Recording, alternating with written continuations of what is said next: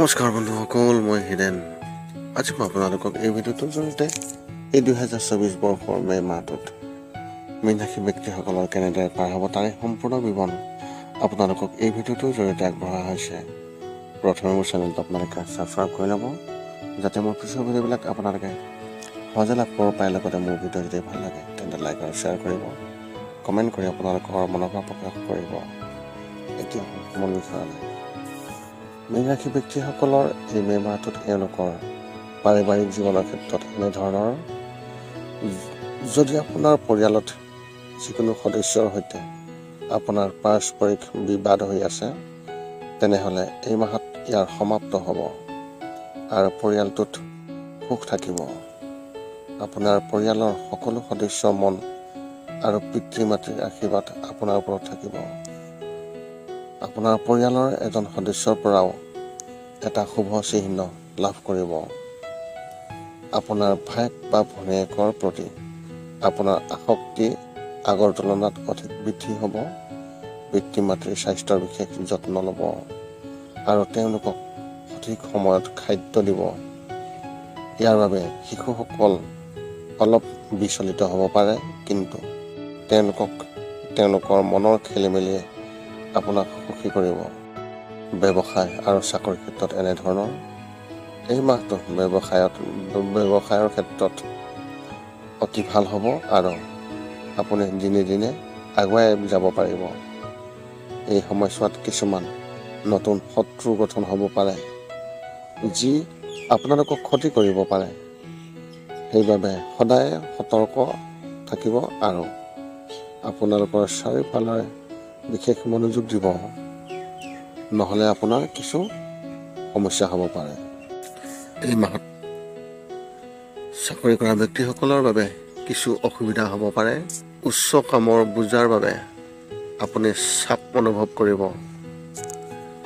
এই সময়ছোৱাত আপোনাৰ কাৰ্যালয়ত আপোনাৰ বিষয়ে বিশেষ ভুল ধাৰণাৰ সৃষ্টি কৰিব পাৰে, যাৰ বাবে আপোনাৰ সমস্যা হ'ব পাৰে।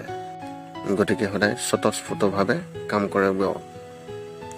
শিক্ষা আৰু কেৰিয়াৰ ক্ষেত্ৰত এনেধৰণৰ, এই মাহটো শিক্ষাৰ্থীসকলৰ বাবে খুবেই ভাল হ'ব আৰু তেওঁলোকে তেওঁলোকৰ জ্যেষ্ঠসকলৰ পৰা সম্পূৰ্ণ সমৰ্থন পাব।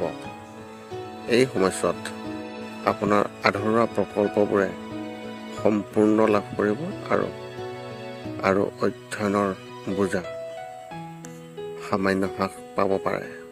অভিযান্ত্ৰিক অধ্যয়ন কৰা শিক্ষাৰ্থীসকলে তেওঁলোকৰ কেৰিয়াৰৰ সম্পৰ্কে তেওঁলোকৰ আশংকা সমাপ্ত কৰিব আৰু তেওঁলোকে এক দৃঢ় সিদ্ধান্ত ল'বলৈ সক্ষম হ'ব। প্ৰতিযোগিতামূলক পৰীক্ষাৰ বাবে প্ৰস্তুতি যিসকলে চলাই আছে, সেই শিক্ষাৰ্থীসকলৰ ক্ষেত্ৰত ধৈৰ্য ৰাখিব লাগিব আৰু ধৈৰ্য সহকাৰে পৰৱৰ্তী পৰীক্ষাৰ বাবে প্ৰস্তুতি চলাব লাগিব। যদি আপুনি এই মাহত ভালদৰে অধ্যয়ন কৰি আছে, ই ভৱিষ্যতে অতি উপযোগী বুলি প্ৰমাণিত হ'ব।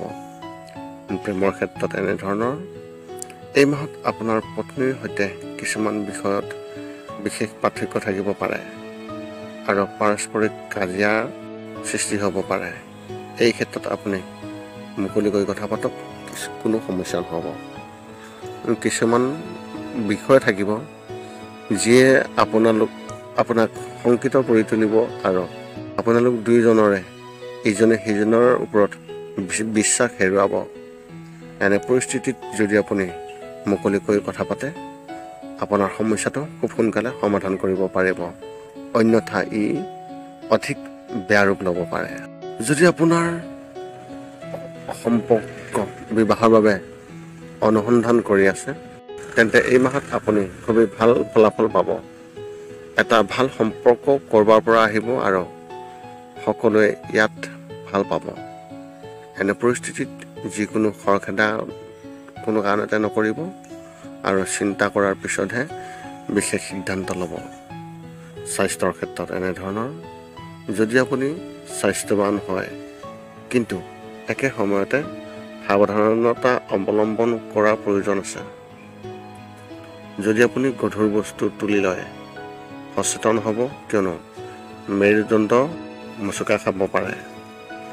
যদি ইয়াত যত্ন লোৱা নহয় তেন্তে এই সমস্যাটো আৰু অধিক বৃদ্ধি পাব পাৰে। গতিকে এইটো আগতীয়াকৈ মনত ৰাখিব। মানসিকভাৱে আপুনি স্বাস্থ্যৱান হ'ব আৰু কোনো ধৰণৰ চিন্তা নাথাকিব।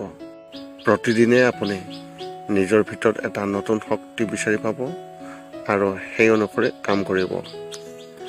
আপোনাৰ এই মাহত শুভ সংখ্যা হিচাপে 3 আৰু শুভ ৰং হিচাপে আপুনি এই মাহত মেৰুণ ৰং ব্যৱহাৰ কৰিব পাৰে। এই আছিলে মীন ৰাশিৰ ব্যক্তিসকলৰ মে মাহটোত কেনেদৰে পাৰ হ'ব আৰু ইয়াৰে সম্পূৰ্ণ ফলাফল পুনৰ লগ পাম অন্য ভিতৰত। আজিলৈ ধন্যবাদ।